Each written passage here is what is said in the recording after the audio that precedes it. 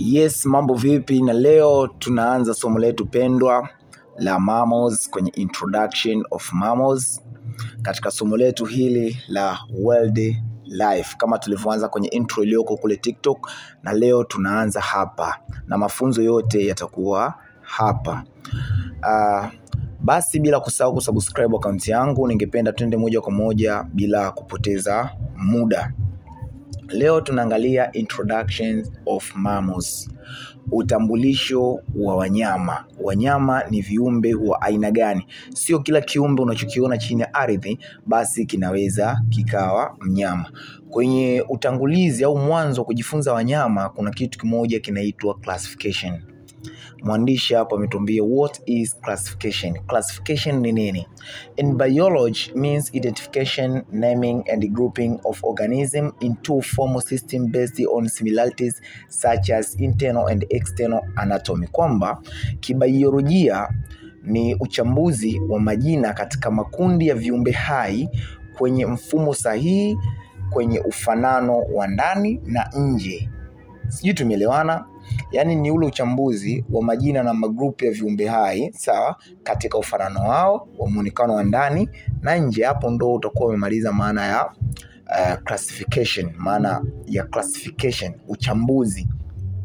Lakini pia hapa kwenye introduction kuna kitu kingine mwandishi katuandikia hapa, anatuambia taxonomy. What is taxonomy? Wale tulokimbia biology sasa tunakutana nayo hapa, lakini msiogope, kila kitu kitakuwa sawa. Tunapoambiwa taxonomy is a classification of living organism into different categories based on their physical characters. Kwamba ni ule uchambuzi sasa wa hivi viumbe hai katika makundi tofauti na muonekano wao. Ndo maana ya taxonomy, ni uchambuzi sasa viumbe hai, na taxonomy ndio imebeba somo zima la world life ikiwa na categories hizi hapo. Categories ya kwanza ni kingdom, categories ya pili ni phylum, ya tatu ni class, ya nne ni order, ya tano ni family, ya sita ni gene, ya saba ni species. Tunapoangalia kwenye hizi hapa, unapozungumzia kingdom ni ufalme, phylum ni aina ya kiumbe kina uti wa mgongo, kina uti wa mgongo. Class ni daraja la huyo mnyama. Ukisikia order, huyo mnyama ana feed nini, anakula nini. Family anatokea kwenye familia ipi, sawa. Gene katika kizazi kipi. Species ni wa aina ipi. Kwa mfano hapa mtuambia classification of mammals. Hapa unawachambua sasa wanyama wote kwa ujumla. Yaani mnyama yoyote yule atachambuliwa hivi kwamba kingdom, ufalme wa huyu mnyama ni animalia, maana yake ni animal, ni mnyama, ndio ufalme wake. Phylum ni chordata, ana uti wa mgongo. Class ni mammalia, ana uwezo wa kuzaliana. Order ametuambia 26. Order ziko 26. Ina maana kwenye wanyama kuna makundi 26 ya ulaji wa vyakula tofauti tofauti. Yaani ukuta labda hawa wanakula nyama, wanakula hichi kwa makundi 26. Family ziko familia 133. Vizazi ambazo ni genes ziko 1135 na species ziko aina 4629 za wanyama tofauti ulimwenguni. Nadhani paka hapo sijui mtakuwa mmenielewa, na kama una swali basi weka kwenye comment section.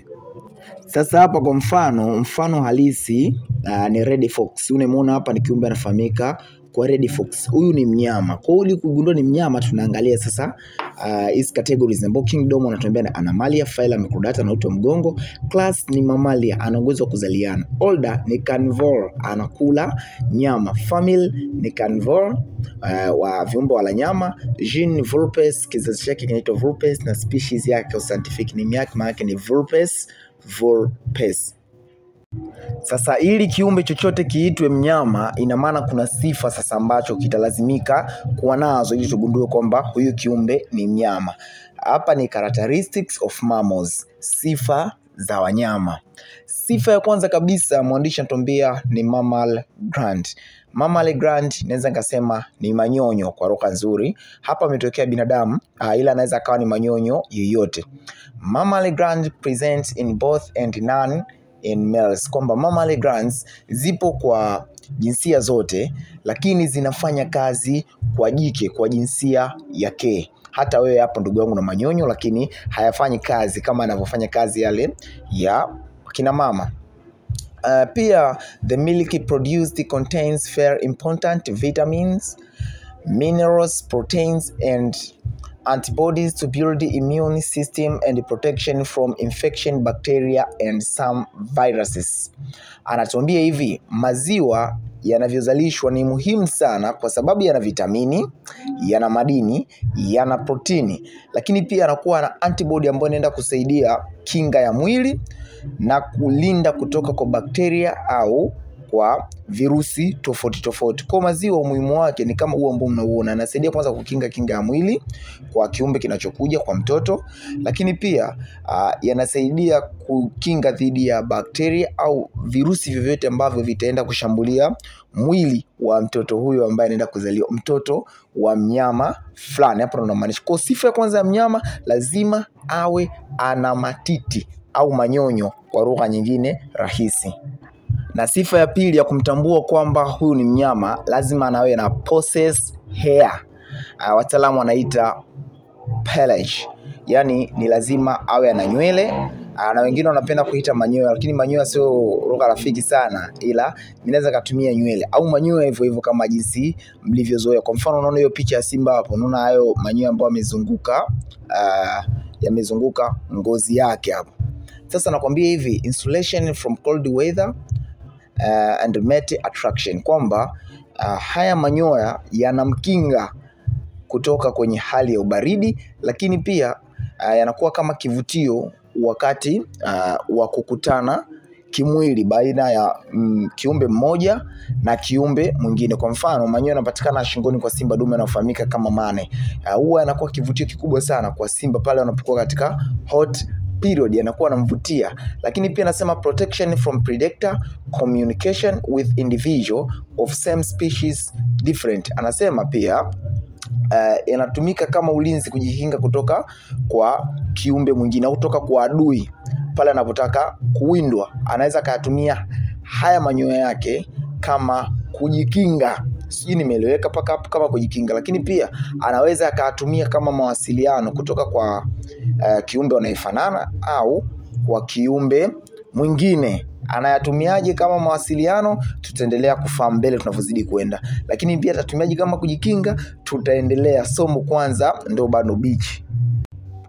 Na sifa ya tatu na ya mwisho kuiangalia kwa siku ya leo itakuwa ni placenta. Yani ni wa mwisho kwa siku ya leo. Sifa ziko nyingi, bado tutaendelea kuangalia kwenye episode inayofuata. Sasa ili ugundulikane kwamba wewe ni mnyama au mfahamu yule ni mnyama, anatakiwa awe na placenta. Ikumbuke kuna sifa ambazo unaweza kuziona za nje na kuna sifa za ndani. Sasa hii ni sifa ya ndani ambayo ninayowapa. Anatuambiaje? Placenta, this is an organ which connects the baby to mother. It is found inside the uterus, which is called a womb. Placenta has so many important functions. Mwandishi ametuambia hivi kwamba placenta ni kiungo ambacho kipo kinatumia kuunganisha baina ya mtoto na mama, ambacho kinapatikana ndani ya mrija wa uzazi, inside the uterus, ambao unaitwa womb. Na hapa ndipo ambapo mtoto huwa anawekwa, anatunzwa hapo mpaka kukua, mpaka inafikia hatua ya mtoto sasa kuja kutolewa nje na kuzaliwa. Kwa hiyo kawaida ya mnyama yoyote lazima awe na uwezo wa kuzaa, na ili uwe na uwezo wa kuzaa inakubidi uwe na hiki kiungo kinachoitwa placenta. Ndugu zangu, leo tumeangalia kwa uchache tu sifa za wanyama. Tumeangalia 3. Bado tuna kama sifa 10 mbeleni. Na tumaini kipindi kijacho, ikiwa siku ya kesho majaliwa, tunaweza nikatoa somo lingine tena tukaendelea kuziangalia hizi sifa za mnyama. Kwa nini hawaitwe wanyama? Labda kwa nini wale waitwe reptile? Kwa nini wale waitwe insects? Kwa nini wale waitwe plants? Kwa nini hawaitwe amphibia? Wanatofautiana nini? Mwanzo kutofautiana ni mwanzo wa sifa. Na hii topic ya wanyama paka ishe itakuja kuchukua almost karibia miezi 3 mfululizo. Maana yake tutaangalia karibia species zote za wanyama. Na hii ninakupa free, bure kabisa. Uenda Mungu akanibariki mbele kwa huko mbele. Lakini pia unaweza ukashare na wenzako. Kama una watu wa kwa ads kwenye grupu, nitumie namba zao na mimi then nitafanya utaratibu wa kwa ads kama utaratibu ambao umeutumika kuwa ad nyie. Ili uingie kwenye grupu langu ni lazima kwanza usubscribe channel hii kama malipo. Langu jina naitwa Majaliwa, asanteni sana.